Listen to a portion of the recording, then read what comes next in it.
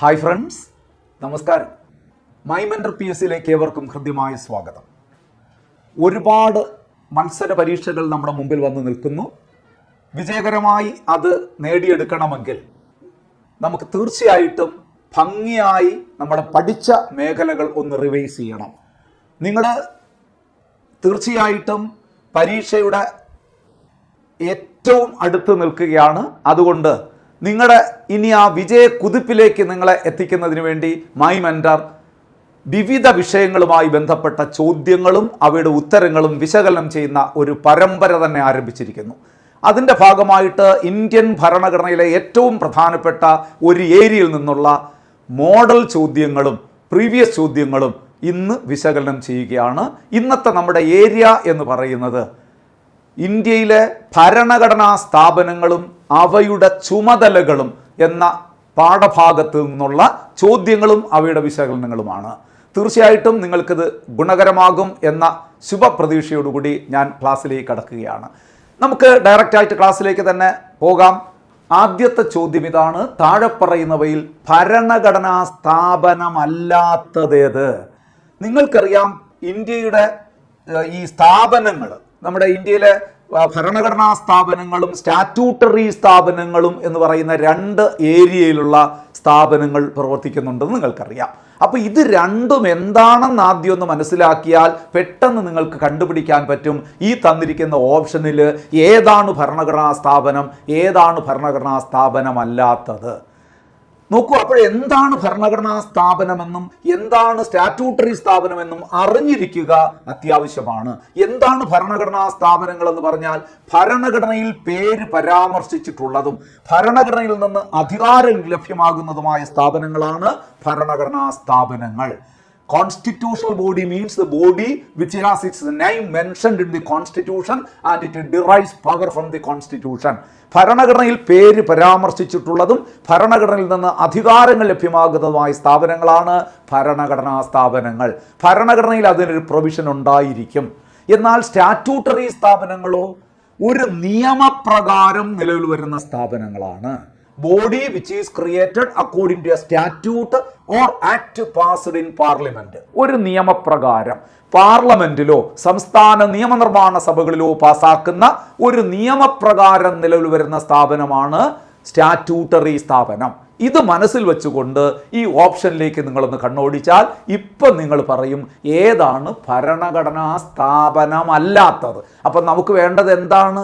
ഭരണഘടനാ സ്ഥാപനമല്ല, ഇവിടെ നമുക്ക് സെലക്ട് ചെയ്യേണ്ടത് ഭരണഘടനാ സ്ഥാപനമല്ലാത്തത്. അപ്പോൾ സ്റ്റാറ്റ്യൂട്ടറി സ്ഥാപനങ്ങളായിരിക്കും. ഒന്ന് പരിശോധിച്ച് നോക്കൂ. Kerala public service commission. Kerala public service commission ഭരണഘടനാ സ്ഥാപനമാണ്. നിങ്ങൾക്കറിയാം, ഇന്ത്യൻ ഭരണഘടനയിലെ 14-ാം ഭാഗത്ത് 315 മുതൽ 323 വരെയുള്ള ആർട്ടിക്കിളുകളിലാണ് പബ്ലിക് സർവീസ് കമ്മീഷനെ കുറിച്ച് പരാമർശിക്കുന്നത്. ഇവിടെ നിങ്ങൾ വളരെ ശ്രദ്ധിക്കേണ്ട ഒരു കാര്യമുണ്ട്. അത് സംസ്ഥാന പബ്ലിക് സർവീസ് കമ്മീഷൻ ആയാലും UPSC ആയാലും യൂണിയൻ പബ്ലിക് സർവീസ് കമ്മീഷൻ ആയാലും ഈ ആർട്ടിക്കിളുകളൊക്കെ സെയിമാണ്, ഈ ഭാഗവും സെയിമാണ്. ഇന്ത്യൻ ഭരണഘടനയിലെ നോക്കൂ, ഭാഗം 14 ആർട്ടിക്കിൾ 315 മുതൽ 323 വരെയുള്ള അനുച്ഛേദങ്ങളിലാണ് എന്ത് പറയുന്നത്? Public service commission. അപ്പം അതെന്താണ്? ഭരണഘടനാ സ്ഥാപനമല്ലേ? തീർച്ചയായിട്ടും. രണ്ടാമത്തെ നോക്കൂ, ധനകാര്യ കമ്മീഷൻ. ധനകാര്യ കമ്മീഷൻ എന്ന് പറയുന്നത് ഇന്ത്യയിൽ രണ്ട് തലത്തിലുണ്ട്. ദേശീയ ധനകാര്യ കമ്മീഷൻ, കേന്ദ്ര ധനകാര്യ കമ്മീഷനുണ്ട്, സംസ്ഥാന ധനകാര്യ കമ്മീഷനുണ്ട്. അതിൻ്റെ ആർട്ടിക്കിളുകൾ വ്യത്യാസമാണ്. കേന്ദ്ര ധനകാര്യ കമ്മീഷനെ കുറിച്ച് പരാമർശിക്കുന്ന ഭരണഘടനാ അനുച്ഛേദമേത്? വെരി ഇമ്പോർട്ടൻ്റ്, ഓർക്കണം. കേന്ദ്ര ധനകാര്യ കമ്മീഷനെ കുറിച്ച് പരാമർശിക്കുന്ന അനുച്ഛേദം ആർട്ടിക്കിൾ 280. ആർട്ടിക്കിൾ 280 കേന്ദ്ര ധനകാര്യ കമ്മീഷനെ കുറിച്ച് പരാമർശിക്കുന്നത്. അതും ഭരണഘടനാ സ്ഥാപനമാണ്. സംസ്ഥാന ധനകാര്യ കമ്മീഷനും സ്വാഭാവികമായിട്ടും ഭരണഘടനാ സ്ഥാപനം തന്നെയാണ്. അതിൻ്റെ ആർട്ടിക്കിൾ എത്രയാണ്? ആർട്ടിക്കിൾ 243I ആണ്.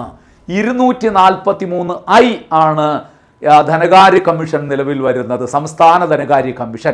ഇനി അത് നമ്മുടെ മുനിസിപ്പാലിറ്റിയുമായി ബന്ധപ്പെടുത്തി പറയുകയാണെങ്കിൽ 243 എന്നും പറയാം. പഞ്ചായത്ത് രാജുമായി ബന്ധപ്പെട്ടതാണ്, നിങ്ങൾക്കറിയാം ഈ ആർട്ടിക്കിളുകളെല്ലാം അല്ലേ. പഞ്ചായത്ത് രാജ്, മുനിസിപ്പാലിറ്റീസ് നിങ്ങൾക്കറിയാം, തദ്ദേശ സ്വയംഭരണ സ്ഥാപനങ്ങളുടെ ധനസ്ഥിതിയെക്കുറിച്ച് പഠിക്കുന്നതിനുള്ള സ്ഥാപനം തന്നെയാണ് സംസ്ഥാന ധനകാര്യ കമ്മീഷൻ.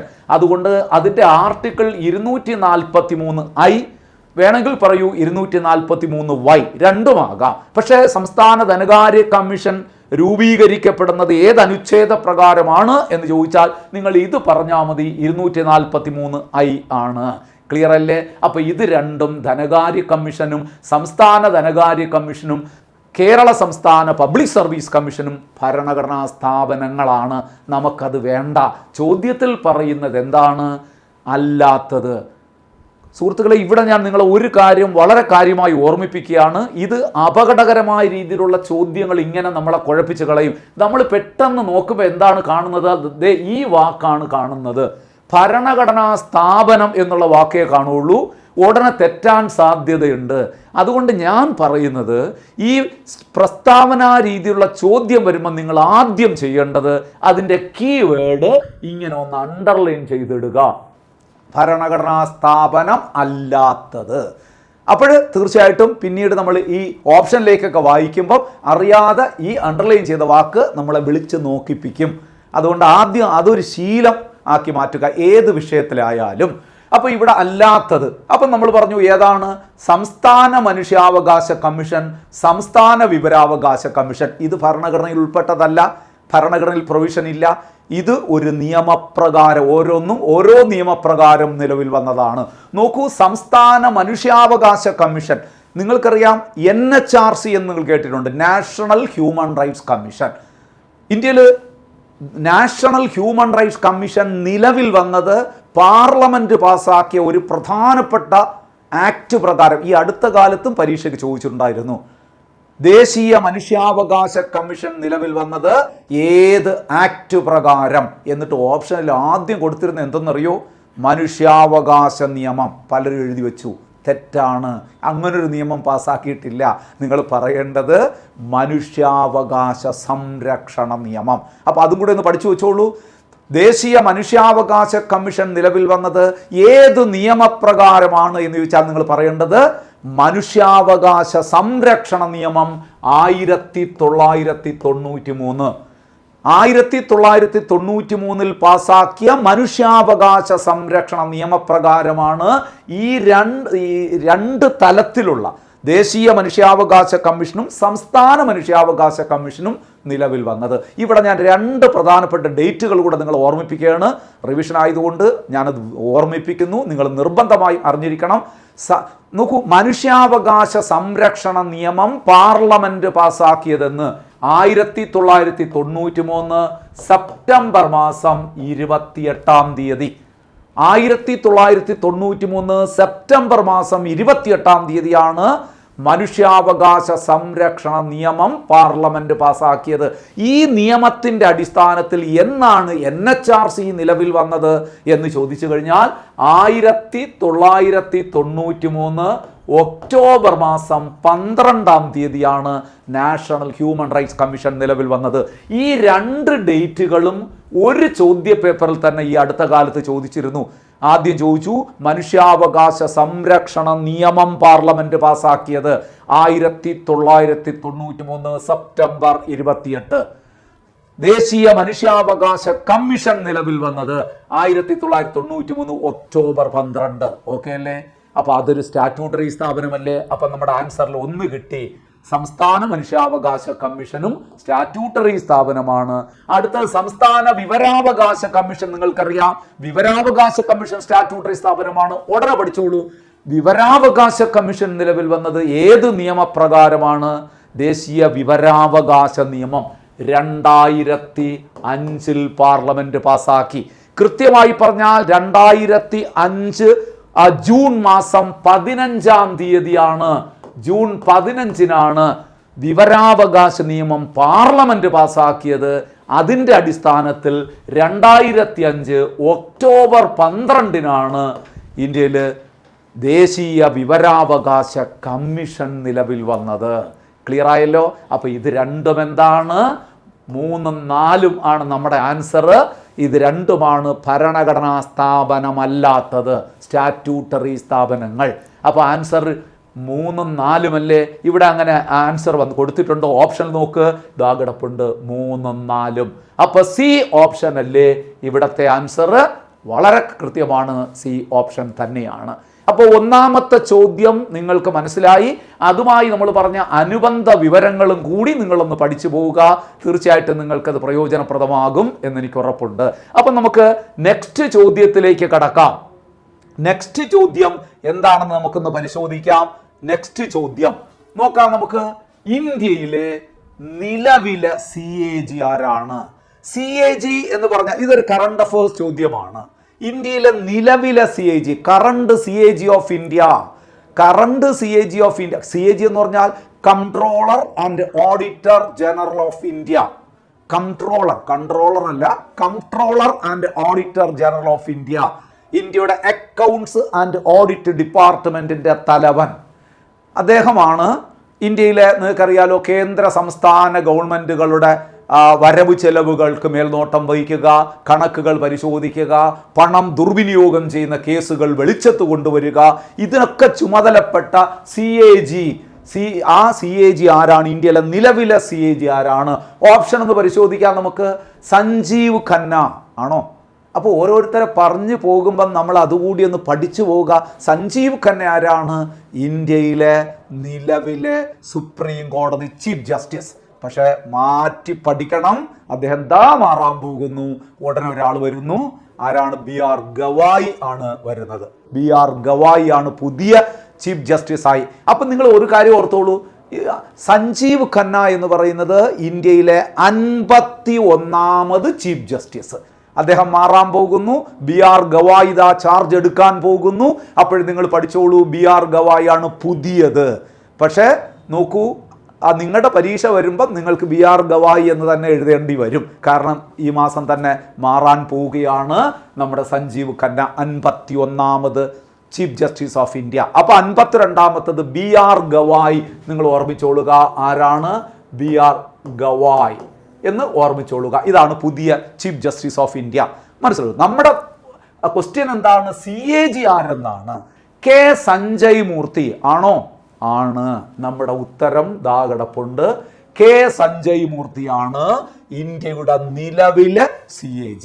ഈ കറണ്ട് അഫയേഴ്സ് ചോദ്യം പഠിക്കണം എങ്കിൽ ഈ രണ്ടുപേരാരെന്നും കൂടെ ഒന്ന് പഠിച്ചോളൂ നിങ്ങൾ. സഞ്ജയ് മൽഹോത്ര നിങ്ങൾക്കറിയാം, RBI ഗവർണറാണ്. നിലവിൽ റിസർവ് ബാങ്ക് ഓഫ് ഇന്ത്യയുടെ ഗവർണറാണ് സഞ്ജയ് മൽഹോത്ര. മറക്കാതിരിക്കുക. വരുന്നു ഒരാള്, സഞ്ജയ് കുമാർ മിശ്ര. പരീക്ഷയ്ക്ക് ചോദിക്കാവുന്ന നല്ലൊരു ചോദ്യമാണ്. അതായത് GST അപ്പലേറ്റ് ട്രൈബ്യൂണലിൻ്റെ നിലവിലെ പ്രസിഡന്റാണ്. GST അപ്പലേറ്റ് ട്രൈബ്യൂണലിൻ്റെ നിലവിലെ പ്രസിഡന്റ് ആര്? ഇദ്ദേഹം തന്നെയാണ് GST അപ്പലേറ്റ് ട്രൈബ്യൂണലിൻ്റെ ആദ്യത്തെ പ്രസിഡന്റും. അപ്പോൾ ഓർമ്മിച്ചോളുക, GST അപ്പലേറ്റ് ട്രൈബ്യൂണലിൻ്റെ പ്രസിഡന്റ് ആരാണ്? സഞ്ജയ് കുമാർ മിശ്ര. അപ്പം നമ്മുടെ ചോദ്യത്തിൻ്റെ ഉത്തരം നിങ്ങൾക്ക് കിട്ടി, സഞ്ജയ് മൂർത്തി, K സഞ്ജയ് മൂർത്തി. കറണ്ട് അഫയേഴ്സ് ചോദ്യങ്ങളാണ്. ഇത് 4ഉം ആരാണ് നിങ്ങൾ പഠിച്ചു വെച്ചോളുക. ഇതിന് ഇനി വലിയ പ്രസക്തി ഇല്ല. കാരണം പുതിയ ആള് ചാർജ് എടുക്കാനായി നിൽക്കുന്നു. ഏതാനും ദിവസങ്ങൾ കൊണ്ട് പുതിയ ആൾ വരുന്നു. നമ്മുടെ chief justice BR Gavai charge എടുക്കാൻ പോകുന്നു.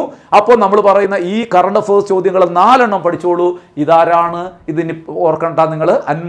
ഓർക്കണമെങ്കിൽ ഇങ്ങനെ ഓർത്തോളൂ, 51ാമത് ചീഫ് ജസ്റ്റിസ് ഓഫ് ഇന്ത്യ. അപ്പോൾ 52ാമത്തത് BR ഗവായി വരാൻ പോകുന്നു.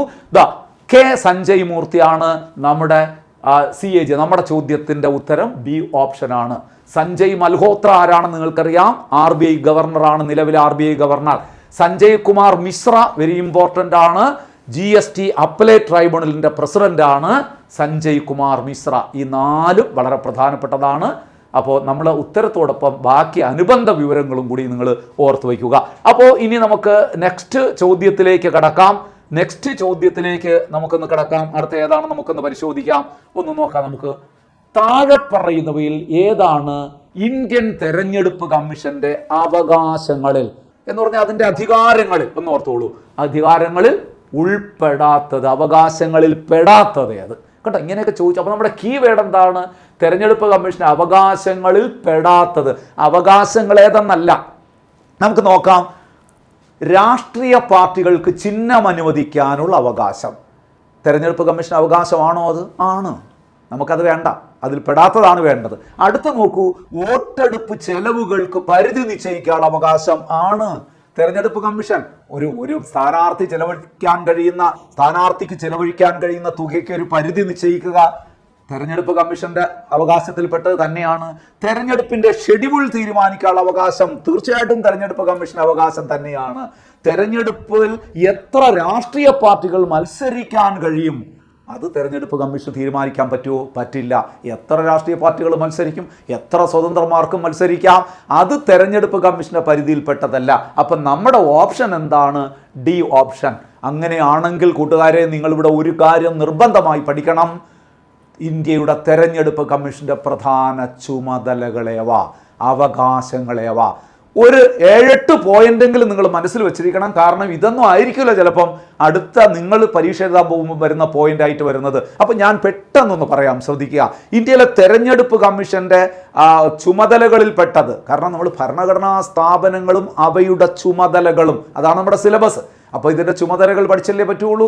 ഇന്ത്യയുടെ തെരഞ്ഞെടുപ്പ് കമ്മീഷന്റെ പ്രധാനപ്പെട്ട ചുമതലകൾ ഞാൻ പെട്ടെന്നൊന്ന് പറയാം, ശ്രദ്ധിച്ചോളുക. അതായത് നമ്മൾ ആദ്യം പറയേണ്ടത് ഇന്ത്യയിലെ പ്രധാന തെരഞ്ഞെടുപ്പുകൾക്ക് മേൽനോട്ടം വഹിക്കൽ. ആദ്യം അങ്ങനെ ഒരു പോയിന്റ് പറയുക. ഇന്ത്യയിലെ പ്രധാന തെരഞ്ഞെടുപ്പുകൾക്ക് മേൽനോട്ടം വഹിക്കൽ. വേണമെങ്കിൽ ആ പ്രധാന തെരഞ്ഞെടുപ്പുകൾ ഏതെന്നും കൂടെ മനസ്സിൽ വെച്ചോളുക. രാഷ്ട്രപതി തെരഞ്ഞെടുപ്പ്, ഉപരാഷ്ട്രപതി തെരഞ്ഞെടുപ്പ്, രാജ്യസഭാ തെരഞ്ഞെടുപ്പ്, ലോകസഭാ തെരഞ്ഞെടുപ്പ്, സംസ്ഥാന നിയമസഭാ തെരഞ്ഞെടുപ്പ്. ഈ 5 പ്രധാനപ്പെട്ട തെരഞ്ഞെടുപ്പുകൾക്ക് മേൽനോട്ടം വഹിക്കുന്നത് തെരഞ്ഞെടുപ്പ് കമ്മീഷനാണ്. സംസ്ഥാനത്ത് ഒരു തെരഞ്ഞെടുപ്പ് കമ്മീഷനുണ്ട്. ആ തെരഞ്ഞെടുപ്പ് കമ്മീഷന് ഒറ്റ റോളേ ഉള്ളൂ. പഞ്ചായത്ത് മുനിസിപ്പാലിറ്റി തെരഞ്ഞെടുപ്പിന് മേൽനോട്ടം വഹിക്കുന്നത് ആര് എന്ന് ചോദിച്ചാൽ സംസ്ഥാന തെരഞ്ഞെടുപ്പ് കമ്മീഷൻ എന്ന് പറയുക. ഇനി നമ്മുടെ ഈ ചോദ്യം ഒന്ന് നമുക്ക് പൂർത്തീകരിക്കാം. നമ്മുടെ ഇന്ത്യയുടെ തെരഞ്ഞെടുപ്പ് കമ്മീഷന്റെ പ്രധാനപ്പെട്ട അവകാശങ്ങൾ, ചുമതലകൾ ഏതൊക്കെയാണ്?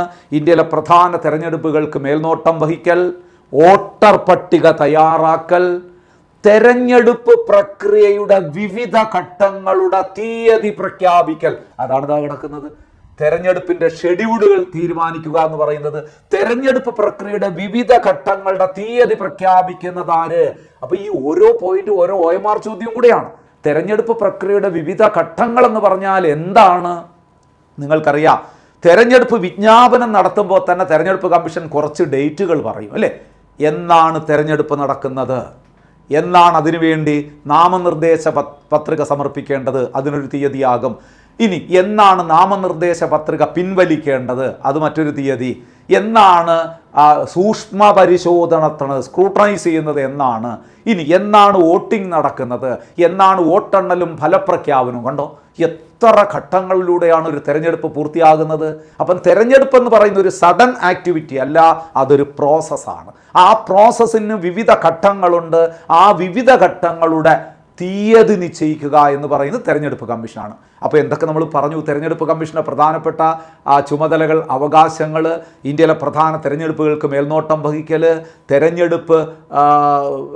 തെരഞ്ഞെടുപ്പിന് വേണ്ടി വോട്ടർ പട്ടിക തയ്യാറാക്കൽ, തെരഞ്ഞെടുപ്പ് പ്രക്രിയയുടെ വിവിധ ഘട്ടങ്ങളുടെ തീയതി പ്രഖ്യാപിക്കൽ, അതുപോലെ തന്നെ തെരഞ്ഞെടുപ്പ് പെരുമാറ്റച്ചട്ടം രൂപീകരിക്കൽ. തെരഞ്ഞെടുപ്പിനൊരു പെരുമാറ്റച്ചട്ടം ഉണ്ടാകും.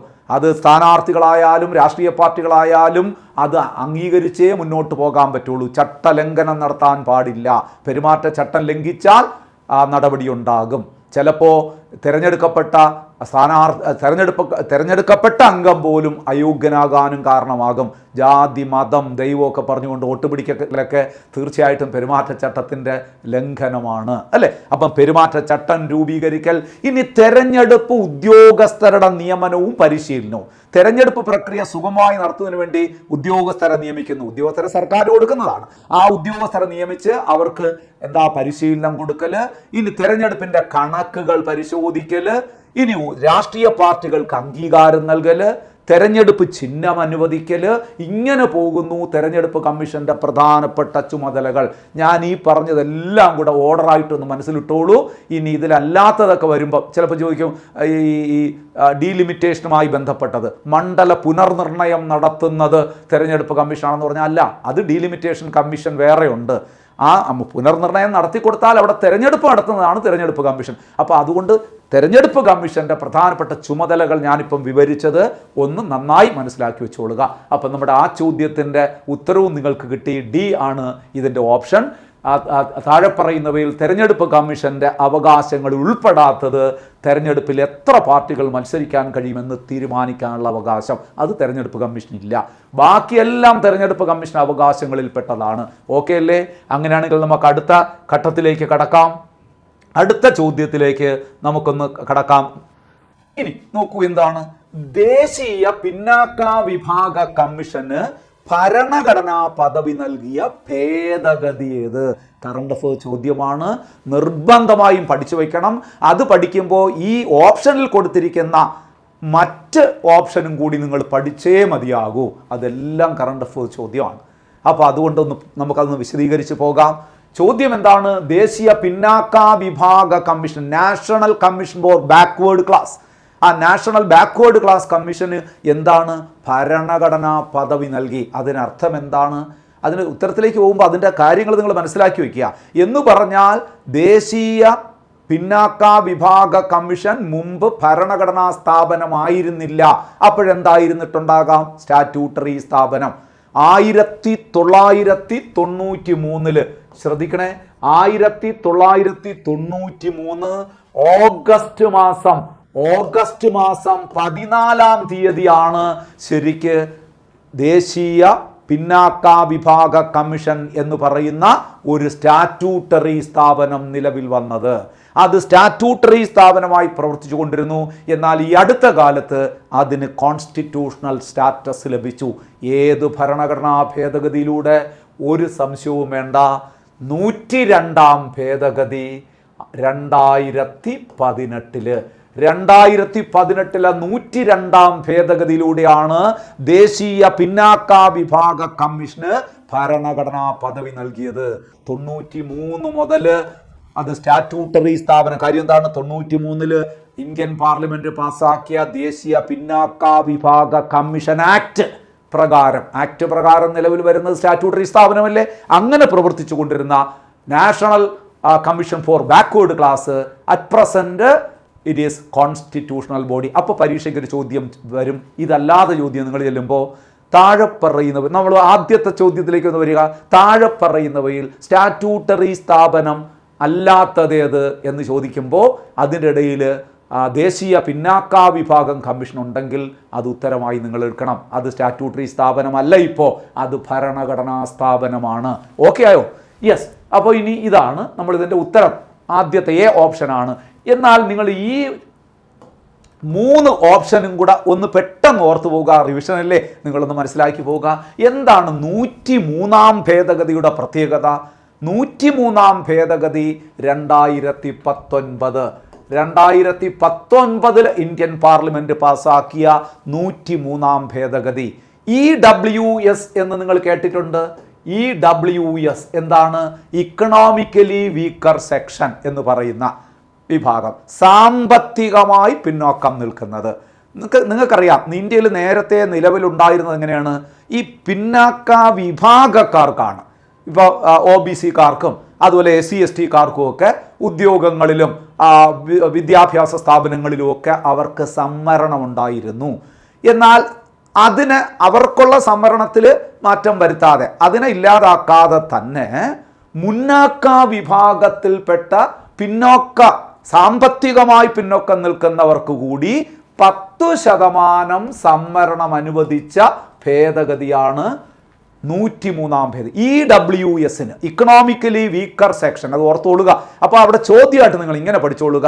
മുന്നാക്ക വിഭാഗക്കാർക്ക് ഉദ്യോഗങ്ങളിൽ 10% സാമ്പത്തിക സംവരണം അനുവദിച്ച ഭരണഘടനാ ഭേദഗതി ഏത്? 103ാം ഭേദഗതി 2019. ഇനി 104 ഭേദഗതി വെരി ഇമ്പോർട്ടൻ്റ് ആണ്. അത് 2020-ലാണ്. 2020-ലാണ് 104 ഭേദഗതി നിയമം പാസ്സാക്കുന്നത്.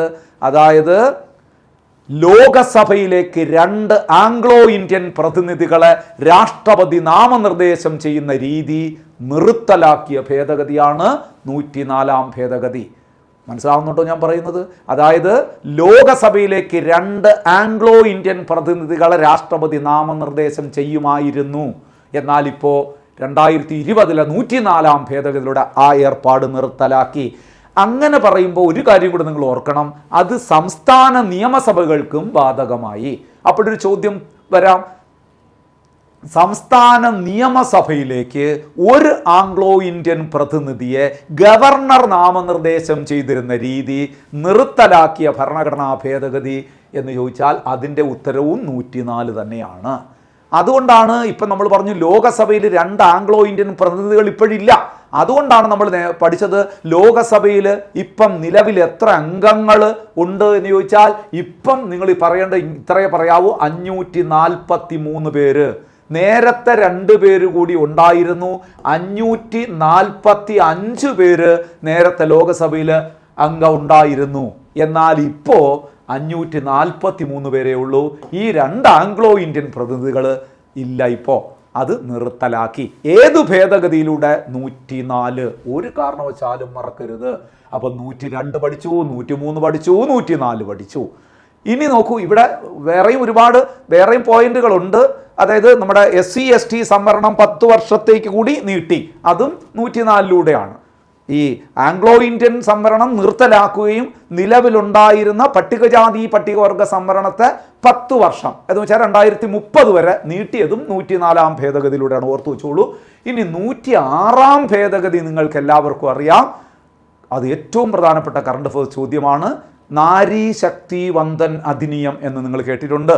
അതായത് വനിതാ സംവരണ നിയമം. അപ്പം വനിതാ സംവരണ നിയമം എന്ന് പറഞ്ഞാൽ എന്താണെന്ന് നിങ്ങൾക്കറിയാം. ഞാൻ അതിൻ്റെ ഡീറ്റെയിൽസിലേക്കൊന്നും പോകുന്നില്ല, നിങ്ങൾക്കറിയാം. അതായത് ലോകസഭയിലേക്കും സംസ്ഥാന നിയമസഭയിലേക്കും ഡൽഹി നിയമസഭയിലേക്കും നമ്മുടെ വനിതകളുടെ സീറ്റുകളുടെ എണ്ണം മൊത്തം സീറ്റുകളുടെ 33% സംവരണം ഏർപ്പെടുത്തിയതാണ്. അതായത് വനിതകൾക്ക് ലോകസഭയിലും സംസ്ഥാന നിയമസഭയിലും ഡൽഹി നിയമസഭയിലും 33% സംവരണം അനുവദിച്ചുകൊണ്ട് പാസ്സാക്കപ്പെട്ട ഭേദഗതിയാണ് 106 ഭേദഗതി.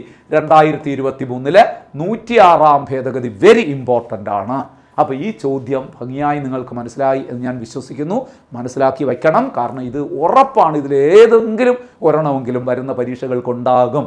കാരണം അത്ര പ്രധാനപ്പെട്ട ലേറ്റസ്റ്റ് ആയിട്ടുള്ള ഇഷ്യൂ ആയതുകൊണ്ട് പരീക്ഷകൾക്ക് ചോദിക്കാം. ഇനി അടുത്ത ചോദ്യത്തിലേക്ക് കടക്കാം. GST കൗൺസിലിനെ കുറിച്ച് പരാമർശിക്കുന്ന ഭരണഘടനാ അനുച്ഛേദമേത്? GST കൗൺസിൽ നിങ്ങൾക്കറിയാം. GST എന്ന് പറഞ്ഞാൽ ഗുഡ്സ് ആൻഡ് സർവീസസ് ടാക്സ്. ഇനി ഞാൻ ഇവിടെ ഒരു അപകടകരമായൊരു ചോദ്യം മുമ്പ് PSC ചോദിച്ചതുകൊണ്ട് ഞാൻ നിങ്ങൾ ഓർമ്മിപ്പിക്കട്ടെ. ഒരിക്കൽ ചോദിച്ചതാണ് GSTയുടെ പൂർണ്ണ രൂപം എഴുതുക. എന്നിട്ട് ഓപ്ഷൻ കൊടുത്തിട്ട് എന്തെന്നറിയോ?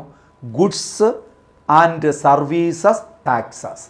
അടുത്ത B option goods and services tax. അടുത്ത കൊടുത്തിരുന്നത് ഗുഡ്സ് ആൻഡ് സർവീസ് ടാക്സസ്. സത്യത്തിൽ ക്വസ്റ്റ്യൻ്റെ ഓപ്ഷൻ വായിച്ചവർക്ക് വട്ടായി എന്നർത്ഥം. മനസ്സിലാകുന്നുണ്ടല്ലോ? കാരണം എല്ലാം ഒന്നുപോലെ ഇരിക്കും. അതുകൊണ്ട് അത് ആദ്യം ഒന്ന് ക്ലിയർ ചെയ്യുക. ഗുഡ്സ് ആൻഡ് സർവീസസ് ടാക്സ് എന്നേ പറയാവൂ. ആദ്യത്തെ 2 വാക്കുകളിൽ എസ്, അവസാനത്തിൽ എസ് ഇല്ല. ഇപ്പോഴേ മനസ്സിലാക്കി വെച്ചോളൂ. നിസാരമാണ്. നമുക്ക് നിസാരം എന്നൊക്കെ തോന്നും നമ്മൾ. പക്ഷേ ഈ GST എന്ന് പറയുമ്പോൾ നമ്മൾ ഗുഡ്സ് ആൻഡ് സർവീസ് ടാക്സ് എന്നൊക്കെ നമ്മൾ എളുപ്പം പറഞ്ഞു പോകും. അവിടെ ടാക്സ് ആണോ പറഞ്ഞത് ടാക്സസ് ആണോ പറഞ്ഞതെന്നൊന്നും നമ്മൾ ശ്രദ്ധിക്കാറ് പോലും ഇല്ല. നിങ്ങൾ ഇനി പറയുമ്പോൾ ഗുഡ്സ് ആൻഡ് സർവീസസ് ടാക്സ് എന്ന് തന്നെ പറയണം, അങ്ങനെ പറയാവൂ. അപ്പോൾ ആ GST കൗൺസിലിനെ കുറിച്ച് പരാമർശിക്കുന്ന ഭരണഘടനാ അനുച്ഛേദം ഏത്? Article 264 269 269 338 B. ഒരു സംശയവും വേണ്ട, സി ഓപ്ഷനാണ് ഇവിടെ ഉത്തരമായി വരുന്നത്. GST കൗൺസിലിനെ കുറിച്ച് പരാമർശിക്കുന്നത് ആർട്ടിക്കിൾ 279A ആണ്.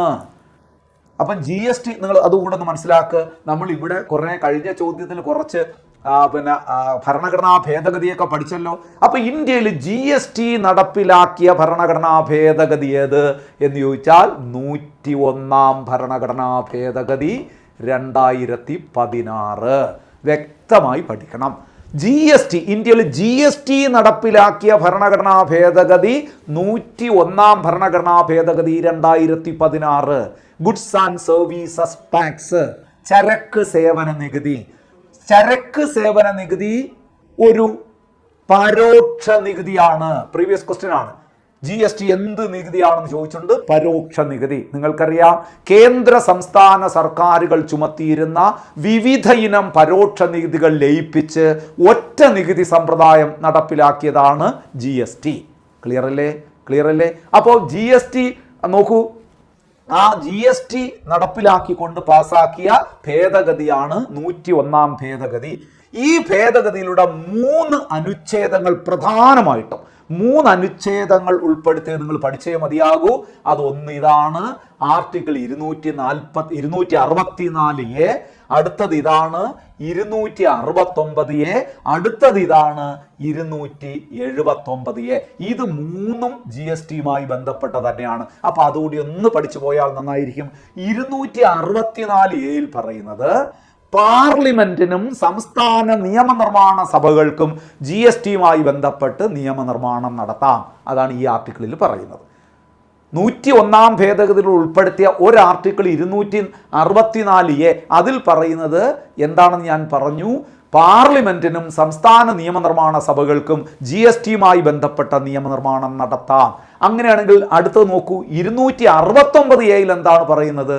GST വരുമാനം കേന്ദ്ര സംസ്ഥാനങ്ങൾ തമ്മിൽ പങ്കുവയ്ക്കുന്നതിനെ കുറിച്ച് പരാമർശിക്കുന്നു. അതായത് GST നിങ്ങൾക്കറിയാമല്ലോ, നമ്മുടെ സംസ്ഥാനത്തു നിന്നും ഒക്കെ GST ഇനത്തിൽ കേന്ദ്രത്തിൽ പണമെത്തും. അതിൻ്റെ ഒരു ഭാഗം സംസ്ഥാനത്തിന് വിതരണം ചെയ്യണം കേന്ദ്രം. അപ്പൊ ആ GST വരുമാനം കേന്ദ്രവും സംസ്ഥാനവും എങ്ങനെ പങ്കുവയ്ക്കും എന്നതിനെ കുറിച്ച് പറയുന്നതാണ് 269A. കേന്ദ്രവും സംസ്ഥാനവും തമ്മിൽ GST വരുമാനം പങ്കുവയ്ക്കുന്നതിനെ കുറിച്ച് പ്രതിപാദിക്കുന്നതാണ് 269A. ഇനി ഒന്നുകൂടെ ഉണ്ട് 279A. 279A എന്ന് പറയുന്നത് GST കൗൺസിൽ. എന്താണ് GST കൗൺസിൽ എന്ന് പറഞ്ഞാൽ? GST കൗൺസിൽ ഒരു ഭരണഘടനാ സ്ഥാപനമാണ്. എന്തുകൊണ്ട്? ഭരണഘടനയിൽ ഉൾപ്പെട്ട് കഴിഞ്ഞു. 279-ാം വകുപ്പ് ഭരണഘടനയിൽ വന്നു. അങ്ങനെ ഒരു GST ഒരു സ്ഥാപനമായി, അതിന് ഭരണഘടനാപരമായ അധികാരങ്ങളുണ്ട്. അപ്പോൾ അതൊരു കോൺസ്റ്റിറ്റ്യൂഷണൽ ബോഡിയാണ്. അത് ഓർത്തു വെച്ചോളൂ. GST കൗൺസിലിനെ കുറിച്ച് പരാമർശിക്കുന്ന അനുച്ഛേദം 279A ആണ്. GST കൗൺസിൽ ഇന്ത്യയിൽ നിലവിൽ വന്നത് എന്ന് ചോദിച്ചു കഴിഞ്ഞാൽ 2016 സെപ്റ്റംബർ 12-ാം തീയതിയാണ് ഇന്ത്യയിൽ GST കൗൺസിൽ നിലവിൽ വന്നത്. GST കൗൺസിലിനെ നിയമിക്കുന്നതാര്? അവിടെ കോമൺ സെൻസ് ഉപയോഗിച്ച് ഉത്തരം പറയണം. ഭരണഘടനാ സ്ഥാപനമല്ലേ, അപ്പം നിയമിക്കുന്നത് ആരായിരിക്കും? രാഷ്ട്രപതി തന്നെയാണ്. GST കൗൺസിലിനെ നിയമിക്കുന്നതാര്? രാഷ്ട്രപതി തന്നെയാണ്. അപ്പോൾ GST കൗൺസിലിൻ്റെ ചെയർമാൻ എപ്പോഴും ആരായിരിക്കും? പ്രധാനമന്ത്രി എന്നൊന്നും പറഞ്ഞു കളയരുത്. GST കൗൺസിലിൻ്റെ ചെയർമാൻ എപ്പോഴും കേന്ദ്ര ധനകാര്യമന്ത്രിയായിരിക്കും. അങ്ങനെയാണെങ്കിൽ GST കൗൺസിലിൻ്റെ ആദ്യ ചെയർമാൻ ആരായിരുന്നു? 101-ാം ഭേദഗതിയൊക്കെ വന്ന സമയത്ത് ധനകാര്യമന്ത്രി. ഈ 101-ാം ഭേദഗതിക്ക് വേണ്ടി ബില്ല് അവതരിപ്പിച്ചത് അദ്ദേഹമാണ്. അരുൺ ജെയ്റ്റ്ലിയാണ്. നിങ്ങൾക്കറിയാം, അരുൺ ജെയ്റ്റ്ലിയാണ് GST കൗൺസിലിൻ്റെ ആദ്യത്തെ ചെയർമാൻ. അപ്പം നിലവിലെ ചെയർപേഴ്സൺ ആരെന്ന് ഞാൻ ചോദിക്കേണ്ടതില്ലല്ലോ. നിർമ്മല സീതാരാമൻ, നമ്മുടെ GST കൗൺസിലിൻ്റെ നിലവിലെ ചെയർപേഴ്സൺ. ഒരു കാര്യം കൂടെ ഓർത്തോളൂ, GST ഇന്ത്യയിൽ നടപ്പിലാക്കിയത് ഏത് ഭേദഗതിയിലൂടെ? 101-ാം ഭേദഗതിയിലൂടെ. GST നിലവിൽ വന്നതെന്ന്, ഇന്ത്യയിൽ GST നിലവിൽ വന്നത് സ്ഥിരം ചോദ്യമാണ്. 2017 ജൂലൈ മാസം 1-ാം തീയതിയാണ് ഇന്ത്യയിൽ GST നിലവിൽ വന്നത്. ഇത്രയും കാര്യങ്ങൾ ഇതുമായി ബന്ധപ്പെട്ട് നിങ്ങൾ പഠിക്കണം. ഇനി ഇതിലൊന്നും ബന്ധപ്പെടാതെ ഒരു ആർട്ടിക്കിൾ ഇതാ ഇവിടെ കിടപ്പുണ്ടല്ലോ, അതുകൂടി നിങ്ങളൊന്ന് പറഞ്ഞാൽ നന്നായിരിക്കും. എന്താണത്? 338B. ഇതാണ് നമ്മൾ 102-ാം ഭേദഗതിയിലൂടെ ഉൾപ്പെടുത്തിയ അനുച്ഛേദം. അതായത് ദേശീയ പിന്നാക്ക വിഭാഗ കമ്മീഷനെ കുറിച്ച് പ്രതിപാദിക്കുന്ന അനുച്ഛേദം. നമ്മൾ നേരത്തെ ഒരു ക്വസ്റ്റ്യനിൽ പറഞ്ഞല്ലോ, ഈ 102 ഭേദഗതിയിലൂടെയാണ് ദേശീയ പിന്നാക്ക വിഭാഗ കമ്മീഷന് ഭരണഘടനാ പദവി നൽകിയത്. അപ്പം ഭരണഘടനയിൽ ഒരു അനുച്ഛേദം വേണമല്ലോ. ആ അനുച്ഛേദമാണ് ദാ കിടക്കുന്നത് 338B, ദേശീയ പിന്നാക്ക വിഭാഗ കമ്മീഷനെ കുറിച്ച് പ്രതിപാദിക്കുന്ന അനുച്ഛേദം. ക്ലിയറായോ? അപ്പോൾ ഇത്രയും ചോദ്യങ്ങൾ ക്ലിയറായോ? അടുത്തൊരു ചോദ്യത്തിലേക്ക് പോകാമോ? ഓക്കെ, അങ്ങനെയാണെങ്കിൽ നമുക്ക് അടുത്ത ചോദ്യത്തിലേക്ക് കടക്കാം. അടുത്ത ചോദ്യം എന്താണെന്ന് നമുക്കൊന്ന് പരിശോധിക്കാം. അറ്റോർണി ജനറലുമായി ബന്ധപ്പെട്ട ശരിയായ പ്രസ്താവന അഥവാ പ്രസ്താവനകളേവ. ഇതും ഒരു പ്രസ്താവനാ ചോദ്യമാണ്. AGയെക്കുറിച്ച് പ്രതിപാദിക്കുന്ന ശരിയായ പ്രസ്താവന. നമുക്ക് വേണ്ട കീവേഡ് എന്താണ്? ശരിയായ പ്രസ്താവനയാണ്, തെറ്റല്ല. അപ്പോൾ നമുക്ക് നോക്കാം. നിയമിക്കുന്നത് കേന്ദ്ര സർക്കാരാണ്. ഓരോന്ന് പറഞ്ഞു പോകാം. ശരിയാണോ? അത് കേന്ദ്ര ഗവൺമെൻറ് ആണോ? AG ആരാണ്? ഇന്ത്യയുടെ 1ാമത്തെ നിയമ ഉദ്യോഗസ്ഥൻ. ഇന്ത്യ ഗവൺമെൻറ്റിന് നിയമകാര്യങ്ങളിൽ ഉപദേശം നൽകുന്ന വ്യക്തി, അതാണ് AG എന്ന് പറയുന്നത്. AGയെ നിയമിക്കുന്നത് ആര്? ഒരു സംശയവും വേണ്ട, ഇതൊരു ഭരണഘടനാ പദവിയാണ്. അപ്പോൾ ആരായിരിക്കും? കേന്ദ്ര സർക്കാരല്ല, രാഷ്ട്രപതിയാണ്. രാഷ്ട്രപതിയാണ് ആരെ നിയമിക്കുന്നത്? Attorney general. ഇതല്ല, കേന്ദ്ര സർക്കാരല്ല. അപ്പോൾ ആ സ്റ്റേറ്റ്മെന്റ് തെറ്റല്ലേ? രണ്ടാമത്തതിലേക്ക് നമുക്ക് നോക്കാം. പാർലമെന്റിലെ 2 സഭകളിലും പങ്കെടുക്കാം. ഇത് ശരിയാണ്. അതും ഒരു പ്രധാന ചോദ്യമായി നിങ്ങൾ പഠിച്ചു വെച്ചോളുക. സ്ഥിരം PSC ചോദിക്കുന്ന ഒരു ചോദ്യമുണ്ട്. അംഗമല്ലെങ്കിലും പാർലമെന്റിലെ 2 സഭകളിലും പങ്കെടുക്കാൻ അധികാരമുള്ള ഏക വ്യക്തി ആര്? AG, attorney general. He is not a member of Lok Sabha. He is not a member of Rajya Sabha, but he can attend the meeting of both the House of Parliament. സംയുക്ത സമ്മേളനത്തിൽ പോലും പങ്കെടുക്കാം. പാർലമെന്റിലെ 2 സഭകളിലും പങ്കെടുക്കാൻ അധികാരമുള്ള, അംഗമല്ലെങ്കിലും പാർലമെന്റിലെ 2 സഭകളിലും പങ്കെടുക്കാൻ അധികാരമുള്ള ഏക വ്യക്തിയാണ് അറ്റോർണി ജനറൽ എന്നോർക്കുക. ഇനി നോക്കൂ, അപ്പൊ ഇത് ശരിയാണ്. അടുത്ത നോക്കൂ, പാർലമെന്റിൽ വോട്ടവകാശമുണ്ട്. തെറ്റല്ലേ? പാർലമെന്റിൽ പങ്കെടുക്കാനൊക്കെ അധികാരമുണ്ട്, അവകാശമുണ്ട്. പക്ഷെ പാർലമെന്റിൽ AGക്ക് വോട്ടവകാശമില്ല. അത് ഓർക്കണം. അപ്പോൾ അത് തെറ്റാണ്. ഇത് തെറ്റ്, ഇത് തെറ്റ്. നമുക്ക് വേണ്ടത് ശരിയായ പ്രസ്താവനയാണ് വേണ്ടത്. 4ാമത്തെ പരിശോധിക്കാം. ഹൈക്കോടതി ജഡ്ജിയാകാനുള്ള യോഗ്യത ഉണ്ടായിരുന്ന അറ്റോർണി ജനറലാണ്. ഒരിക്കലും ഹൈക്കോടതി ജഡ്ജിയല്ല. അവിടെ വേണ്ടത് സുപ്രീം കോടതി ജഡ്ജിയാണ്. സുപ്രീം കോടതി ജഡ്ജിയാകാനുള്ള യോഗ്യതയാണ് വേണ്ടത്. ഹൈക്കോടതി ജഡ്ജിയാകാനുള്ള യോഗ്യത ആർക്കാണ്? അറ്റോർണി ജനറലിന് സമാനമായ സംസ്ഥാനത്തൊരു പദവിയുണ്ട്, അഡ്വക്കേറ്റ് ജനറൽ. അഡ്വക്കേറ്റ് ജനറൽ ആകുന്നതിന് വേണ്ടിയിട്ടാണ് ഹൈക്കോടതി ജഡ്ജിയുടെ യോഗ്യത വേണ്ടത്. അപ്പോൾ ഇതും തെറ്റാണ്. അപ്പം നമുക്ക് വേണ്ടത് ശരി പ്രസ്താവന, 2ാമത്തെ ശരി. അതുപോലെ തന്നെ എന്താണ്, 2ാമത്തെ മാത്രമേ ശരിയുള്ളൂ ഇവിടെ. അപ്പോൾ അങ്ങനെ ഉണ്ടോ? B ഓപ്ഷനാണ് ഇവിടെ കിടക്കുന്നത്. ആൻസറായി കിടക്കുന്നത് ഇതാണ്, 2 മാത്രം. ക്ലിയർ അല്ലേ? വളരെ സിമ്പിൾ അല്ലേ ഇത്? അപ്പോൾ അടുത്ത ചോദ്യത്തിലേക്ക് നമുക്ക് കിടക്കാം. നോക്കൂ, അടുത്ത ചോദ്യം എന്താണ് നമുക്കൊന്ന് പരിശോധിക്കാം. ദേശീയ പട്ടികജാതി പട്ടികവർഗ കമ്മീഷനെ ദേശീയ പട്ടികജാതി കമ്മീഷൻ എന്നും ദേശീയ പട്ടികവർഗ കമ്മീഷൻ എന്നും 2ആയി തിരിച്ച ഭരണഘടനാ ഭേദഗതി, ദി കോൺസ്റ്റിറ്റ്യൂഷണൽ അമെൻമെന്റ് act which bifurcated the combined commission for scheduled caste and scheduled tribes into a separate 2 bodies. ഏതൊക്കെ? National commission for scheduled caste and national commission for scheduled tribes. നോക്കാം നമുക്ക്. 42ാം ഭേദഗതി അല്ല, തെറ്റാണ് അല്ലേ? 44ാം ഭേദഗതി തെറ്റാണ്. 65ാം ഭേദഗതി തെറ്റാണ്. ആൻസർ 89ാം ഭേദഗതി 2003. 2003 89ാം ഭേദഗതി. ഇവിടെ ആശയക്കുഴപ്പം ചിലർക്ക് വരാം. ഇതല്ലേ, ഇതുമായി ബന്ധപ്പെട്ട തന്നെയാണ്. അത് ഞാൻ ഒന്ന് പറയാം.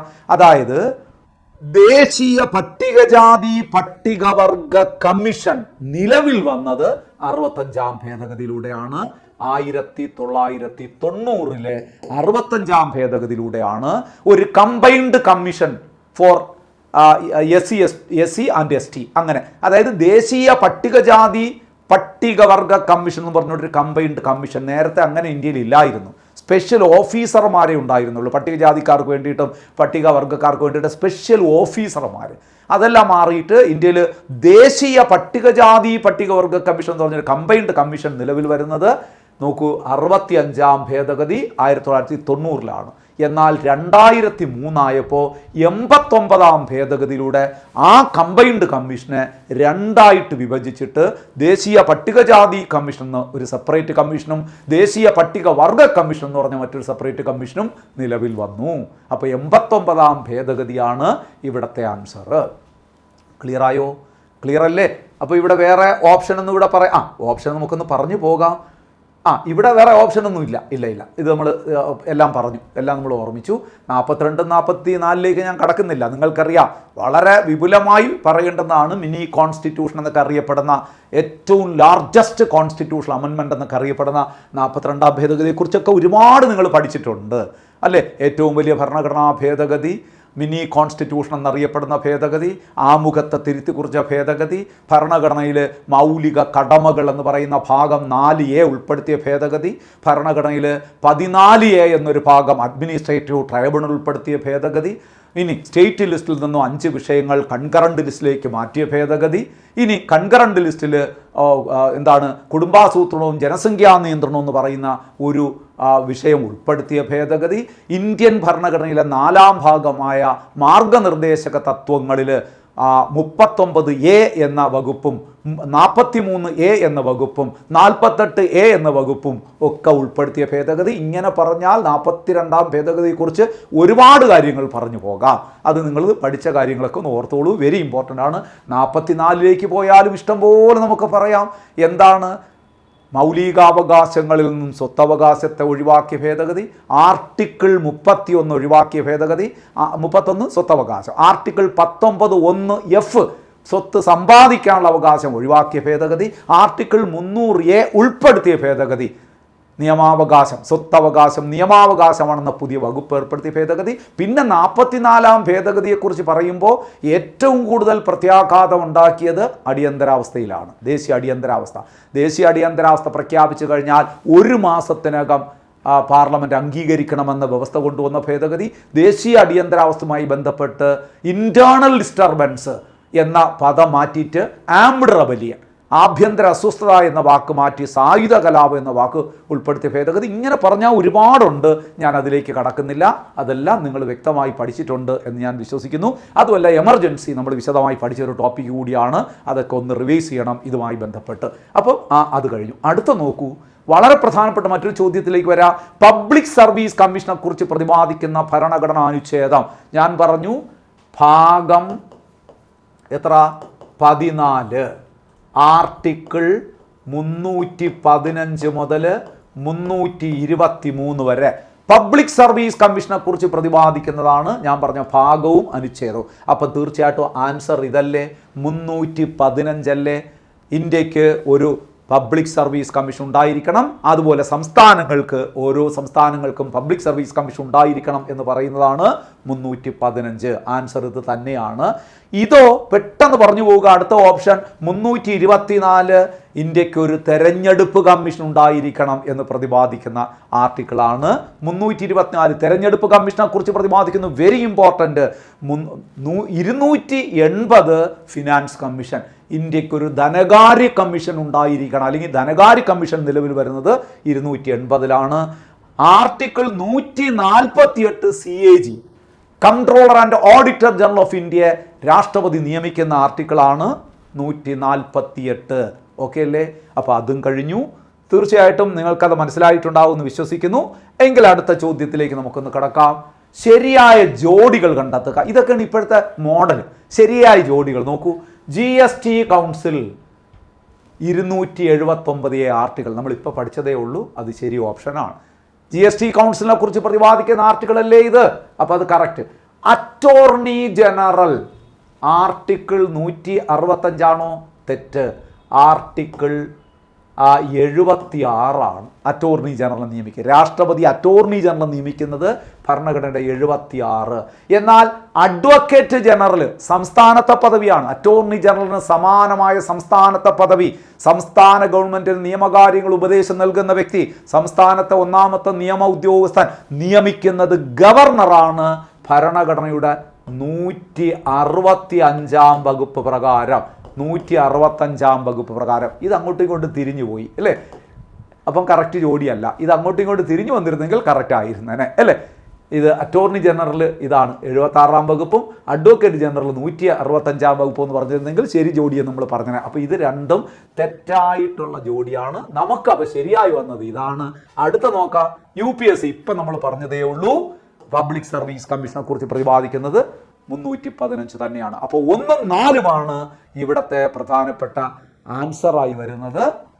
1ഉം 4ഉം ഓക്കെ അല്ലേ? ഓക്കെ അല്ലേ? അപ്പോൾ അത് കഴിഞ്ഞു. ഇനി ചോദ്യം നോക്കാം, നമുക്ക് പരിശോധിക്കാം.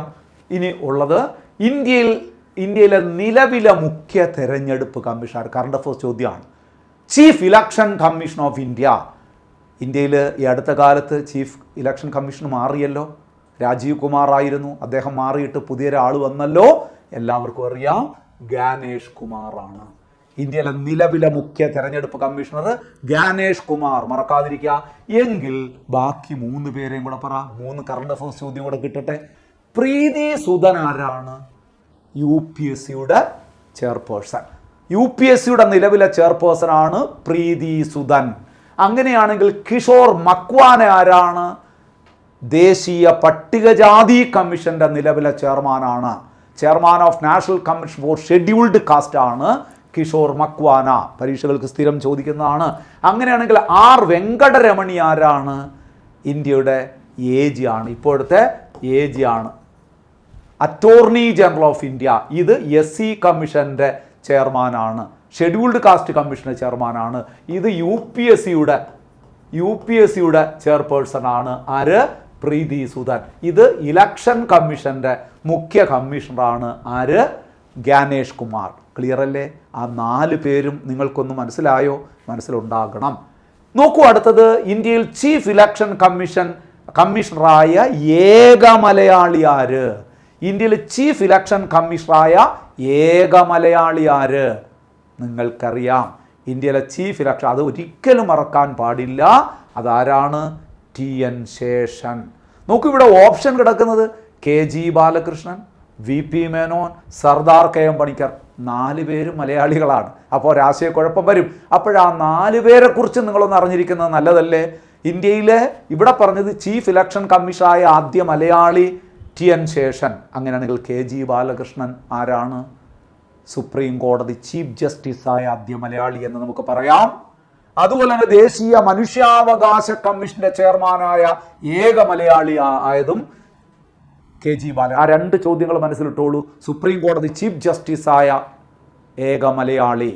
അതുപോലെ തന്നെ ദേശീയ മനുഷ്യാവകാശ കമ്മീഷന്റെ ചെയർമാനായ ഏക മലയാളി ആരാണ്? KG ബാലകൃഷ്ണൻ. ആ 2 പോയിന്റ് പരീക്ഷയ്ക്ക് ചോദിക്കുന്നതാണ്. ഇനി നമുക്ക് നോക്കാം VP മേനോൻ ആരാണ്? ഒരു 2-3 ചോദ്യങ്ങൾ നിങ്ങൾ പഠിക്കണം. ഇന്ത്യയിൽ സംസ്ഥാന ഗവർണറായ ആദ്യ മലയാളിയാണ്. ഒഡീഷയിൽ, പണ്ടത് ഒറീസയായിരുന്നു ആ സമയത്ത്. അപ്പോൾ ഇന്ത്യയിൽ സംസ്ഥാന ഗവർണറായ ആദ്യ മലയാളി VP മേനോൻ. കഴിഞ്ഞില്ല, കേന്ദ്ര ധനകാര്യ കമ്മീഷനിൽ അംഗമായ ആദ്യ മലയാളിയും VP മേനോനാണ്. കേന്ദ്ര ധനകാര്യ കമ്മീഷൻ അംഗമായ ആദ്യ മലയാളിയും VP മേനോനാണ്. ഇനി ഒരു ചോദ്യം കൂടെ നിങ്ങൾ പഠിച്ചോളൂ. നാട്ടുരാജ്യങ്ങളുടെ ഏകീകരണത്തിൽ സർദാർ വല്ലഭായ് പട്ടേലിനെ സഹായിച്ച മലയാളിയും VP മേനോനാണ്. അദ്ദേഹത്തിൻ്റെ പ്രസിദ്ധമായൊരു കൃതി എപ്പോഴും പരീക്ഷയ്ക്ക് ചോദിക്കുന്നുണ്ട്. ഇൻ്റഗ്രേഷൻ ഓഫ് ഇന്ത്യൻ സ്റ്റേറ്റ് എന്ന് പറയുന്നത് ഇദ്ദേഹത്തിൻ്റെ പ്രസിദ്ധമായ കൃതിയാണ്. Integration of Indian state. VP മേനോനെ കുറിച്ച് അത്രയും ഭംഗിയായി പഠിച്ചു വെച്ചോളുക. കഴിഞ്ഞില്ല, ഒരാൾ കൂടിയുണ്ട്, സർദാർ KM പണിക്കർ. അദ്ദേഹത്തെക്കുറിച്ച് ഓർക്കേണ്ടതായിട്ടുണ്ട്. സ്ഥിരം ചോദിക്കുന്ന ഒരു ചോദ്യമുണ്ട്. സംസ്ഥാന പുനഃസംഘടനാ കമ്മിറ്റിയിൽ അംഗമായ ഏക മലയാളി. 1953 ഫസൽ അലി കമ്മിറ്റിയാണ് സംസ്ഥാന പുനഃസംഘടനാ കമ്മിറ്റി എന്നറിയപ്പെടുന്നത്. 1953 നിലവിൽ വന്നത്. 3 അംഗങ്ങളായിരുന്നു അതിനകത്തുണ്ടായിരുന്നത്. അതിൻ്റെ ചെയർമാൻ ഫസൽ അലി. എച്ച്.എൻ. കുൻസ്രു, പിന്നെ ആരായിരുന്നു? Sardar K M Panicker. അപ്പോൾ സംസ്ഥാന പുനഃസംഘടനാ കമ്മിറ്റിയിൽ അംഗമായ ഏക മലയാളി. അതുപോലെ ഓർക്കണം, പതാക കമ്മിറ്റിയിൽ അംഗമായ മലയാളി ഇദ്ദേഹമാണ്. ആരുടെ അധ്യക്ഷതയിലുള്ള കമ്മിറ്റി ആയിരുന്നു അത്? ഡോക്ടർ രാജേന്ദ്ര പ്രസാദിന്റെ അധ്യക്ഷതയിലുള്ള ഫ്ലാഗ് കമ്മിറ്റി, നാഷണൽ ഫ്ലാഗ് കമ്മിറ്റിയിൽ അംഗമായിരുന്ന മലയാളി ഇദ്ദേഹമാണ്. ഇനി വളരെ പ്രധാനപ്പെട്ട ഒരു ചോദ്യം കൂടി ഇദ്ദേഹവുമായി ബന്ധപ്പെട്ട് പഠിക്കുക. സർദാർ കെ എം പണിക്കർ രാജ്യസഭയിലേക്ക് നാമനിർദ്ദേശം ചെയ്യപ്പെട്ട ആദ്യ മലയാളിയും സർദാർ കെ എം പണിക്കരാണ്. വേണമെങ്കിൽ ഒരു ചോദ്യവും കൂടെ പഠിച്ചോളൂ. കേരള സിംഹം എന്ന കൃതി, അതിൻ്റെ കർത്താവ് ഇദ്ദേഹമാണ്. പഴശ്ശിരാജയെക്കുറിച്ച് ഇദ്ദേഹം എഴുതിയ കൃതിയാണ് കേരള സിംഹം. അപ്പോൾ നമ്മൾ 4 മലയാളികളുടെ പ്രാധാന്യം വെളിവാക്കുന്ന രീതിയിലുള്ള പോയിന്റുകൾ ഞാൻ പറഞ്ഞു കഴിഞ്ഞു. നിങ്ങൾക്കത് മനസ്സിലായിട്ടുണ്ടാവും എന്ന് വിശ്വസിക്കുന്നു. അപ്പോൾ ആ ചോദ്യവും ഇവിടെ അവസാനിക്കുകയാണ്. ഇനി നമുക്ക് അടുത്ത ചോദ്യത്തിലേക്ക് ഒന്ന് കടക്കാം. നോക്കൂ, കേന്ദ്ര ധനകാര്യ കമ്മീഷനുമായി ബന്ധപ്പെട്ട തെറ്റായ പ്രസ്താവന അഥവാ പ്രസ്താവനകളേവ. ഫിനാൻസ് കമ്മീഷനുമായി ബന്ധപ്പെട്ട തെറ്റായ പ്രസ്താവന അഥവാ പ്രസ്താവനകൾ. നിലവിൽ വന്നത് 1950 ജാനുവരി 25. തെറ്റല്ലേ? ഈ 1950 ജാനുവരി 25 നിലവിൽ വന്നത് ഇലക്ഷൻ കമ്മീഷനല്ലേ? കേന്ദ്ര തെരഞ്ഞെടുപ്പ് കമ്മീഷൻ നിലവിൽ വന്നതാണ് ഈ ഡേറ്റ്. അപ്പോൾ ധനകാര്യ കമ്മീഷൻ നിലവിൽ വന്ന ഡേറ്റ് കൂടി നിങ്ങളൊന്ന് പഠിച്ചുകൊള്ളുക. അത് 1951 നവംബർ മാസം 22-ാം തീയതിയാണ്. ഇന്ത്യയിൽ കേന്ദ്ര ധനകാര്യ കമ്മീഷൻ നിലവിൽ വന്നത് 51 നവംബർ 22 50 ജാനുവരി 25 അത് ഇന്ത്യയിലെ തെരഞ്ഞെടുപ്പ് കമ്മീഷൻ നിലവിൽ വന്നത്. അതുകൊണ്ടാണല്ലോ ഈ ജാനുവരി 25 നാഷണൽ വോട്ടേഴ്സ് ഡേ, ദേശീയ വോട്ടർ ദിനമായി നമ്മൾ ആചരിക്കുന്നത്. ജസ്റ്റ് ഓർമ്മിച്ചോളൂ. അപ്പോൾ ഈ പ്രസ്താവന തെറ്റ്. അടുത്തത്, ധനകാര്യ കമ്മീഷൻ അംഗങ്ങൾ പുനർനിയമനത്തിന് യോഗ്യരാണ്. UPSCയിലെയും PSCയിലേക്ക് അംഗങ്ങൾ പുനർനിയമനത്തിന് അർഹരല്ല നമ്മൾ പഠിച്ചിട്ടുണ്ട്. എന്നാൽ ധനകാര്യ കമ്മീഷൻ അംഗങ്ങൾക്ക് അങ്ങനെ ഒരു പരിധിയില്ല. അവർക്ക് പുനർനിയമന സാധ്യതയുണ്ട്. അവർക്ക് ഈ കാലാവധി കഴിഞ്ഞതിന് ശേഷം വേറെ സർക്കാരിൻ്റെയോ മറ്റേതെങ്കിലും പൊതുമേഖലാ സ്ഥാപനങ്ങളുടെയൊക്കെ ഏതെങ്കിലും ഔദ്യോഗിക സ്ഥാനങ്ങൾ വഹിക്കുന്നതിൽ ഒരു തടസ്സവുമില്ല. അപ്പോൾ ഈ പോയിന്റ് ശരിയാണ്. ഇനി നോക്കൂ, KC നിയോഗിയാണ് 2ാമത്തെ ചെയർമാൻ. ഇന്ത്യയിലെ ധനകാര്യ കമ്മീഷന്റെ 2ാമത്തെ ചെയർമാൻ KC നിയോഗി. തെറ്റ്. ഇദ്ദേഹം ആരാണ്? KC നിയോഗി ഫസ്റ്റ് ചെയർമാനാണ്. അത് ഒരുപാട് തവണ ചോദിച്ചിട്ടുണ്ട്. ഇന്ത്യയിലെ ധനകാര്യ കമ്മീഷന്റെ ആദ്യ ചെയർമാൻ ആര്? KC നിയോഗി. പക്ഷെ 2ാമത്തെ ചെയർമാനും പരീക്ഷയ്ക്ക് ചോദിച്ചിട്ടുണ്ട്. അപ്പം നിങ്ങൾ പറയണം അത് K സന്താനം. K സന്താനമാണ് 2ാമത്തെ ചെയർമാൻ. ഇന്ത്യയിലെ ധനകാര്യ കമ്മീഷന്റെ 2nd ചെയർമാൻ. സന്താനത്തെക്കുറിച്ച് പഠിക്കുമ്പോൾ ഒരു കാര്യം കൂടെ പറയണം. K സന്താനം കമ്മിറ്റിയുടെ ശുപാർശ പ്രകാരമാണ് ഇന്ത്യയിൽ CVC, സെൻട്രൽ വിജിലൻസ് കമ്മീഷൻ, കേന്ദ്ര വിജിലൻസ് കമ്മീഷൻ ഇന്ത്യയിൽ 1964 നിലവിൽ വന്നത്. അത് ഈ സന്താനം കമ്മിറ്റിയുടെ ശുപാർശ പ്രകാരം 1962 സന്താനം കമ്മിറ്റിയെ നിയമിക്കുന്നത്. ആ സന്താനം കമ്മിറ്റിയുടെ ശുപാർശയുടെ അടിസ്ഥാനത്തിലാണ് 1964 ഇന്ത്യയിൽ ഒരു അഴിമതി വിരുദ്ധ പ്രസ്ഥാനമായിട്ട് ഏത് നിലവിൽ വരുന്നത്? CVC, സെൻട്രൽ വിജിലൻസ് കമ്മീഷൻ, കേന്ദ്ര വിജിലൻസ് കമ്മീഷൻ. അതുകൂടെ അത് ഓർത്തോളുക. നമ്മളിങ്ങനെ പറയുമ്പോൾ അതുമായി ബന്ധപ്പെട്ട കാര്യങ്ങളും കൂടെ ഓർത്തു പോയാൽ നല്ലതായിരിക്കും. അപ്പോൾ ഇത് ശരിയാണോ? തെറ്റാണ്. അപ്പോൾ നിലവിൽ വന്നത് ആ പോയിന്റ് തെറ്റ്, ഈ പോയിന്റും തെറ്റ്. ഇനി കേന്ദ്ര ഗവൺമെന്റിന്റെ നിയമകാര്യങ്ങളിൽ ഉപദേശം നൽകുന്നത് തെറ്റല്ലേ? കേന്ദ്ര ഗവൺമെന്റിന്റെ നിയമകാര്യങ്ങളിൽ ഉപദേശം നൽകുന്നത് AG, അറ്റോർണി ജനറൽ എന്നല്ലേ പറയുന്നത്. ധനകാര്യ കമ്മീഷന്റെ ജോലി എന്താണ്? അല്ലെങ്കിൽ കേന്ദ്രവും സംസ്ഥാനങ്ങളും തമ്മിലുള്ള ധനകാര്യ ബന്ധം വിശദീകരിക്കുക, അല്ലെങ്കിൽ ശരിക്ക് കേന്ദ്രവിഹിതം സംസ്ഥാനങ്ങൾക്ക് വീതിക്കുന്നതിനെക്കുറിച്ച് ശുപാർശ ചെയ്യുകയാണ്. അല്ലാതെ ശരിക്ക് പറഞ്ഞു കഴിഞ്ഞാൽ കേന്ദ്ര ഗവൺമെൻറ്റിന് നിയമകാര്യങ്ങളിൽ ഉപദേശം നൽകുന്നതല്ല, ധനകാര്യങ്ങളിലാണ്. എങ്ങനെയൊക്കെയാണ് ഈ കേന്ദ്രവിഹിതം സംസ്ഥാനങ്ങൾക്ക് വീതിക്കുന്നത്? അപ്പം ശരിക്ക് കേന്ദ്രവും സംസ്ഥാനങ്ങളും തമ്മിലുള്ള സാമ്പത്തിക ബന്ധം വ്യക്തമാക്കുന്ന സ്ഥാപനമാണ് നമ്മുടെ ധനകാര്യ കമ്മീഷൻ എന്ന് പറയുന്നത്. നിയമകാര്യങ്ങൾ ഉപദേശം നൽകുന്നത് അറ്റോർണി ജനറലാണ്, നമ്മൾ പഠിച്ചു കഴിഞ്ഞു. അപ്പോൾ ഈ പ്രസ്താവനയും തെറ്റല്ലേ? അപ്പോൾ ഇവിടെ എന്താണ് ശരിയായി നമുക്ക് വരുന്നത്? കമ്മീഷനുമായി ബന്ധപ്പെട്ട തെറ്റായ പ്രസ്താവന. അതെ, നമുക്ക് തെറ്റായിട്ടുള്ള പ്രസ്താവനയാണ് വേണ്ടത്. അപ്പോൾ ഇത് വേണം, 1 വേണം, 3 വേണം, 4 വേണം. 1, 3, 4 ഓപ്ഷൻ കൊടുത്തിട്ടുണ്ടോ? യെസ്, സി ആണ് ഇവിടുത്തെ ഓപ്ഷൻ തെറ്റായത്. ഇതുമായി ബന്ധപ്പെട്ട ശരി പ്രസ്താവന ഒന്നേ ഉള്ളൂ, അത് ധനകാര്യ കമ്മീഷൻ അംഗങ്ങൾക്ക് പുനർനിയമനത്തിന് അർഹതയുണ്ട്. ക്ലിയർ ആയിട്ടുണ്ടല്ലോ? നോക്കൂ, നമ്മൾ അടുത്ത ചോദ്യം. സംസ്ഥാന തെരഞ്ഞെടുപ്പ് കമ്മീഷനെ നിയമിക്കുന്നത് ആര്? സംസ്ഥാന തെരഞ്ഞെടുപ്പ് കമ്മീഷനെയാണ്. സംസ്ഥാന തെരഞ്ഞെടുപ്പ് കമ്മീഷനെ, ഇന്ത്യയുടെ തെരഞ്ഞെടുപ്പ് കമ്മീഷൻ നിയമിക്കുന്ന ആരെന്ന് ചോദിച്ചാൽ രാഷ്ട്രപതി, ഒരു സംശയവും വേണ്ട. അപ്പോൾ സംസ്ഥാന തെരഞ്ഞെടുപ്പ് കമ്മീഷൻ നിയമിക്കുന്നത് സംസ്ഥാനത്തിൻ്റെ ഭരണഘടനാ തലവനായിരിക്കുമല്ലോ, അതായത് ഗവർണർ. ഉണ്ടോ ഓപ്ഷൻ? ഉണ്ടല്ലോ, ബി ഓപ്ഷൻ. ബി ഓപ്ഷനാണ് ഇവിടുത്തെ ആൻസർ, ഗവർണർ. അവിടെ വേറെ എക്സ്പ്ലെയിൻ ചെയ്യാനൊന്നുമില്ല. സംസ്ഥാന തെരഞ്ഞെടുപ്പ്, ഒരു കാര്യം കൂടെ അവിടെ ഓർത്തുകൊള്ളുക, സംസ്ഥാന തെരഞ്ഞെടുപ്പ് കമ്മീഷൻ, കേരള സംസ്ഥാന തെരഞ്ഞെടുപ്പ് കമ്മീഷൻ നിലവിൽ വന്നതെന്ന്, ഇന്ത്യയുടെ തെരഞ്ഞെടുപ്പ് കമ്മീഷൻ നിലവിൽ വന്നത് 1950 ജാനുവരി 25. കഴിഞ്ഞ ചോദ്യത്തിൽ 25 ജാനുവരി 25. എന്നാൽ സംസ്ഥാന തെരഞ്ഞെടുപ്പ് കമ്മീഷൻ നിലവിൽ വന്നത് 1993 ഡിസംബർ മാസം 3-ാം തീയതി. ഇതും പരീക്ഷയ്ക്ക് ചോദിച്ചിട്ടുണ്ട്. കേരള സംസ്ഥാന തെരഞ്ഞെടുപ്പ് കമ്മീഷൻ നിലവിൽ വന്നത് 1993 ഡിസംബർ 3-ാം തീയതി. നിയമിക്കുന്നത് ഗവർണർ. കേന്ദ്ര തെരഞ്ഞെടുപ്പ് കമ്മീഷൻ നിയമിക്കുന്നത് രാഷ്ട്രപതി. കാരണം ഇത് ഭരണഘടനാ സ്ഥാപനങ്ങളായതുകൊണ്ട് ഭരണഘടനാ തലവന്മാരാണ് നിയമിക്കുന്നത്, സംസ്ഥാനമായാലും ദേശീയമായാലും. ഇനി നോക്കൂ, വെരി ഇമ്പോർട്ടൻ്റ് ആയിട്ട് ഒരു കാര്യം കൂടെ സംസ്ഥാന തെരഞ്ഞെടുപ്പ് കമ്മീഷനെ കുറിച്ച് നിങ്ങൾ ചിന്തിക്കുക. ഏത് അനുച്ഛേദത്തിലാണ് സംസ്ഥാന തെരഞ്ഞെടുപ്പ് കമ്മീഷനെ കുറിച്ച് പ്രതിപാദിക്കുന്നത്, അല്ലെങ്കിൽ സംസ്ഥാന തെരഞ്ഞെടുപ്പ് കമ്മീഷനെ ഗവർണർ നിയമിക്കുന്നത് ഏത് അനുച്ഛേദ പ്രകാരം? സംസ്ഥാന തെരഞ്ഞെടുപ്പ് കമ്മീഷനായാലും സംസ്ഥാന ധനകാര്യ കമ്മീഷനായാലും ഇതെല്ലാം panchayat മുനിസിപ്പാലിറ്റിയുമായി, local cell government ബോഡീസുമായി ബന്ധപ്പെട്ടതല്ലേ?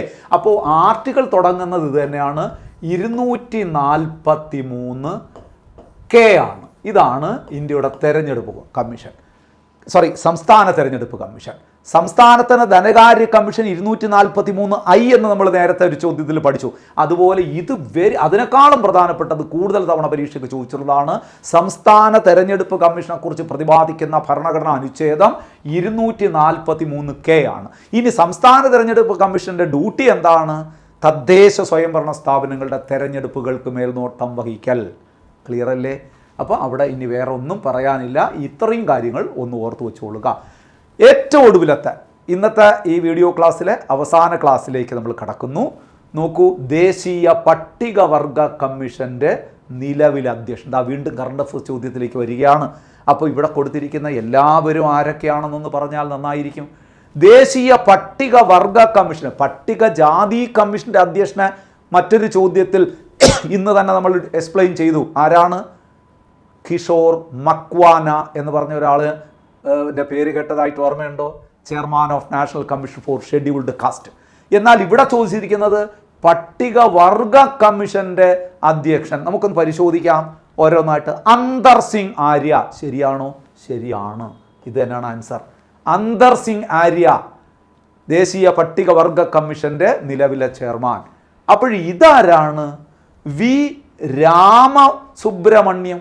V Ramasubramanian NHRCയുടെ നാഷണൽ ഹ്യൂമൻ റൈറ്റ്സ് കമ്മീഷന്റെ നിലവിലെ ചെയർമാൻ. നമ്മുടെ അരുൺകുമാർ മിശ്ര ആയിരുന്നു. അദ്ദേഹം മാറിയതിന് ശേഷം പിന്നെ വനിതാ അംഗമായ ഒരാൾ അതിൻ്റെ ആക്ടിംഗ് ചെയർപേഴ്സണായിട്ട് വന്നു. വിജയഭാരതി സയാനി എന്ന പേരിലുള്ള മനുഷ്യാവകാശ കമ്മീഷൻ്റെ വനിതാ അംഗത്തിന് ചാർജ് കൊടുത്തു. അത് ആക്ടിംഗ് ആയിട്ട് പ്രവർത്തിക്കുകയായിരുന്നു അവർ. അതിനുശേഷം ഇപ്പോൾ ഈ അടുത്ത കാലത്ത് നിയമിതനായ വ്യക്തിയാണ് NHRCയുടെ ദേശീയ നാഷണൽ ഹ്യൂമൻ റൈറ്റ്സ് കമ്മീഷൻ്റെ നിലവിലെ ചെയർമാൻ വി രാമസുബ്രഹ്മണ്യൻ. അപ്പോൾ ഇത് പട്ടികജാതി കമ്മീഷന്റെ ചെയർമാൻ കിഷോർ മക്വാന, പട്ടികവർഗ കമ്മീഷന്റെ ചെയർമാൻ അന്തർ സിംഗ് ആര്യ. ഇതാരാണ്? തൃപ്തി ഗുഹ. തൃപ്തി ഗുർഹ ആരാണെന്നറിയോ? NCPCRന്റെ chairperson. NCPCR national commission for protection of child rights, ദേശീയ ബാലാവകാശ സംരക്ഷണ കമ്മീഷൻ. NCPCRന്റെ ചെയർപേഴ്സണാണ് തൃപ്തി ഗുർഹ. സഞ്ജയ് കുമാർ മിശ്ര നമ്മൾ നേരത്തെ പഠിച്ചതാണ് പേര്, ആദ്യത്തെ ചോദ്യത്തിലാണെന്ന് തോന്നുന്നു നമ്മൾ പറഞ്ഞു. സഞ്ജയ് കുമാർ മിശ്ര ആരാണ്? GST അപ്പലേറ്റ് ട്രൈബ്യൂണലിൻ്റെ ചെയർമാനാണ് അല്ലെങ്കിൽ പ്രസിഡൻ്റാണ് എന്ന് നമ്മൾ പഠിച്ചു. അപ്പോൾ ഇത്രയും കാര്യങ്ങൾ ഓർക്കുക. ഇതെല്ലാം കറണ്ട് അഫയേഴ്സ് ചോദ്യമായിട്ട് വരുന്നതാണ്. നിർബന്ധമായും പഠിച്ചിരിക്കുക. പരീക്ഷയുടെ തൊട്ടടുത്ത് നിൽക്കുകയാണ് നിങ്ങൾ. ഇനി ഒരൊറ്റ ചാട്ടമാണ് നമ്മുടെ ഫിനിഷിംഗ് പോയിന്റിലേക്ക്, വിജയത്തിലേക്ക്. ആ ചാട്ടത്തിന് ഒന്നുകൂടി ആക്കം കൂട്ടാൻ ഈ മൈ മെൻറ്ററിൻ്റെ ക്ലാസ്സുകൾ നിങ്ങൾക്ക് ഉപകാരപ്രദമായി എങ്കിൽ ഞങ്ങളേറെ സന്തോഷം ഉണ്ട് എന്ന് പറയാൻ ആഗ്രഹിക്കുന്നു. തീർച്ചയായിട്ടും ഈ ക്ലാസ്സുകൾ നിങ്ങൾക്ക് പ്രയോജനപ്രദമാകും എന്ന് തന്നെ വിശ്വസിക്കുന്നു. അത്തരത്തിലുള്ള ഒരു ഉത്തമ വിശ്വാസത്തോടു കൂടി നമുക്ക് മറ്റൊരു ക്ലാസ്സിൽ വീണ്ടും കാണാം എന്ന് അറിയിച്ചുകൊണ്ട് ഇന്നത്തെ ക്ലാസ് അവിടെ വൈൻഡപ്പ് ചെയ്യുന്നു. Thank you so much.